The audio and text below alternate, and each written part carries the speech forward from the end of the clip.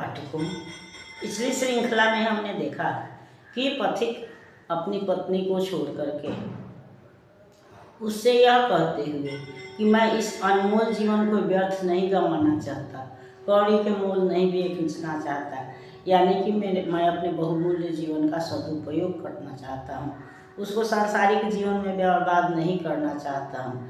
ऐसा कहते हुए वह अपनी पत्नी को छोड़ करके आगे बढ़ जाता है और फिर वह गहरी अंधेरी रात में फिर समुद्र के किनारे बैठा हुआ है और उसी समय में वह मुनि जो उसकी बातें सुन रहे थे वह उसके पास पहुंचते हैं और उससे कहते हैं कि मैंने तो तुम्हारी बातें छुपकर सुनी और तुम्हारे हृदय की विशालता को भी मैंने अनुभव किया और यह जाना कि तुम्हारा हृदय जो है वह विशाल है, त्याग से भरा हुआ है। तो अब तब वह पथिक भी कहता है कि मैं भी आपसे मिलने के लिए व्यग्र था और यह संयोग की बात है कि इस समय आपके दर्शन हुए। और तब वह बोलता है, प्रकृति प्रसन्न साधु ने हंसकर कहा, पुत्र हे प्यारे, बड़े मधुर हैं प्रेम सदन से निकले वाक्य तुम्हारे, सुखी रहो निस्वार्थ प्रेम की जग में ज्योति जगाओ, भ्रम में भूले भटके भव को सुख की राह लगाओ। प्रातः काल सिंधु में जागृत थे जब तुंग तरंगे, सत्पुरुषों में यथालोक सेवा की उच्च उमंगे, सैकत तट पर मुग्ध खरे तुम शोभा देख प्रकृति की, जागृत थे जब दिव्य दशा में अखिल विश्व विस्मृति की। कुछ दूरी पर मैं भी सुनता तब था प्रभात की वाणी, वही तुम्हारे उच्च हृदय की महिमा मैंने जानी। मैंने सुना विवाद तुम्हारा गृहिणी के संग सारा, देखा वर्ण वर्ण में चित्रित हृदय विशाल तुम्हारा। जब तुम चले हरित पथ पर कुसुमित सुरभित वन में, तुमसे कुछ बातें करने की इच्छा उपजी मन में, जल्दी चल तुझसे मिल मैंने निश्चय किया समय का, बहुत दिनों पर मिला आज यह अवसर सुख संचय का। कष्ट दिया मैंने जो तुमको उसे न मन में लाना, आओ बैठो सुनो तुम्हें है कुछ रहस्य बतलाना। एक शिला पर बैठ गए मुनि परम विरक्त विरागी, बैठ गया सामने पथिक भी अनुरागी गृह त्यागी। सुनने को अति नम्र भाव से स्थिर हो उत्सुक मन से, पथिक देखने लगा साधु को श्रद्धा सिक्त नयन से। बोले मुनि हे पुत्र जगत को तुमने त्याग दिया है, प्रेम स्वाद चख मोहित हो वन में विश्राम लिया है।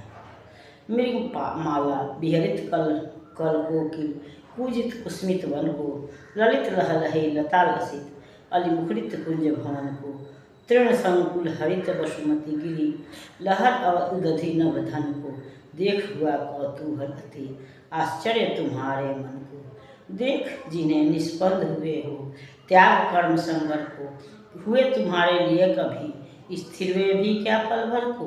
अपना अद्भुत शक्ति भूल अज्ञानी सा बन बन में, फिरते हो तुम चक्र विमोहित प्रकृति रूप दर्शन में।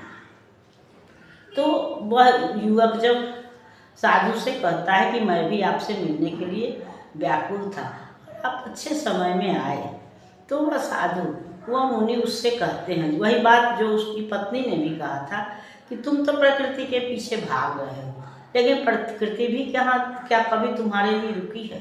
किसी के लिए दिन रात का होना, मौसम का बदलना या धूप वर्षा जो है शीत है, वह सब अपने नियम के अनुसार होते रहते हैं, वह आपके लिए नहीं रुकते हैं। तो फिर आपको उसके पीछे दौड़ना, रुकना, अपने दैनिक कार्यों को, सांसारिक कार्यों को छोड़ करके प्रकृति के पीछे भागना उचित नहीं है। यह साधु भी इस पथिक को यही समझाता है।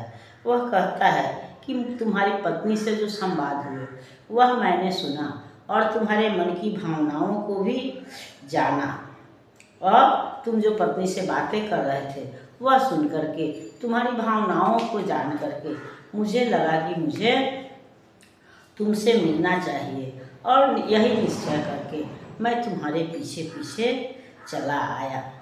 और अभी जो मैं तुम्हारा ध्यान भग्न कर रहा हूँ, जो तुमको कष्ट दे रहा हूँ, उसके लिए तुम दुख नहीं करना। तुमको जो कष्ट हो उसको अनुभव नहीं करना, दुखी नहीं होना, उस बात को मन पर नहीं लेना। मैं तुमको कुछ बातें बतलाना चाहता हूँ। वे बोले कि यह ठीक है कि तुमने इस संसार को त्याग दिया है और वन में आ गए हो। प्रकृति के फूले हरे भरे रूप पर चलते बादलों से, हरे हरे घासों से, लताओं से, कुंजों से भरी हुई धरती पर, प्रकृति पर तुम मोहित हो। और इसके लिए तूने जो सांसारिक जो हमारे कर्म हैं, जो ईश्वर ने जो हमको दायित्व दिए हैं, उन दायित्वों का, अपने पारिवारिक दायित्वों का, सामाजिक दायित्वों का, ईश्वर प्रदत्त दायित्वों का तुमने त्याग कर दिया है।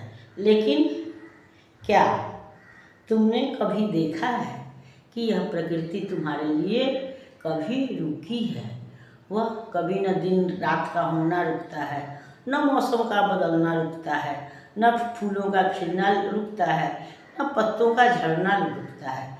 तो जब सब अपने अपने कर्म में रत हैं, हम देख रहे हैं कि प्रकृति का कण कण जो है वह नित्य क्रियाशील है, नित्य रूप बदल रहा है, तो फिर हम क्यों रुकें और फिर हम अपने जीवन को, फिर इस जीवन को प्रकृति की धारा में की तरफ मोड़ने से अच्छा है कि हम समाज की धारा की ओर लगाएं अपनी शक्ति को और समाज में कुछ निर्माणकारी कार्य करें। समाज के निर्माण में, सद्वृत्तियों के विकास में, लोगों के अंदर सद्भाव बढ़ने का प्रयास करें। अपने काम जो अपनी जो शक्ति है, जो भगवान ने, ईश्वर ने हमको वो शक्ति दी है, उसको हम समाज कल्याण की ओर, विश्व की प्रगति में, समाज की प्रगति में, व्यक्तित्व के विकास में लगाएं।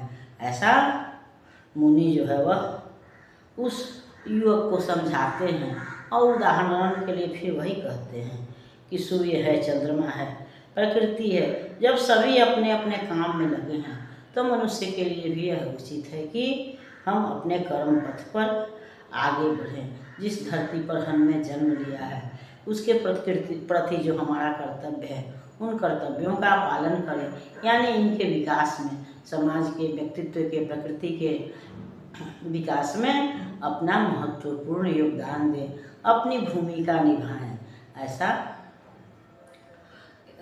ऐसे जो विचार जो है वह मुनि जो है वह उस पथिक के मन में डालते हैं, वैसा उपदेश उसको देते हैं और उसे संसार की ओर, कर्म पथ की ओर मोड़ते हैं। इस पर हम अगली श्रृंखला में विचार करेंगे। तब तक यह श्रृंखला आपको पसंद आती है तो इसको लाइक कीजिए, सब्सक्राइब कीजिए। मिलते हैं अगली श्रृंखला में, तब तक के लिए धन्यवाद।